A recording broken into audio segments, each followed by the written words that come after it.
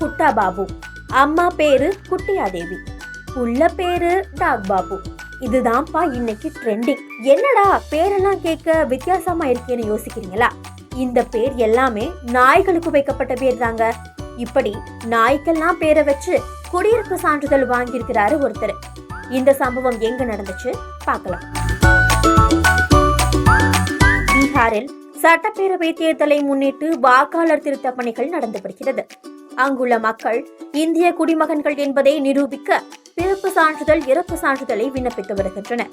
இந்த நிலையில் பீகார் தலைநகர் பாட்னாவின் சௌரி பகுதியில் டாக் பாபு என்ற பெயரில் வளர்ப்பு நாய்க்கு குடியிருப்பு சான்றிதழ் வழங்கப்பட்டுள்ளது.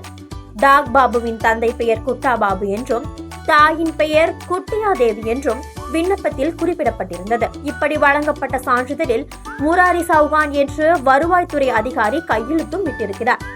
அரசு அலுவலகம் மூலம் வழங்கப்பட்ட இந்த சான்றிதழில் நாயின் புகைப்படமும் இடம்பெற்றுள்ளது.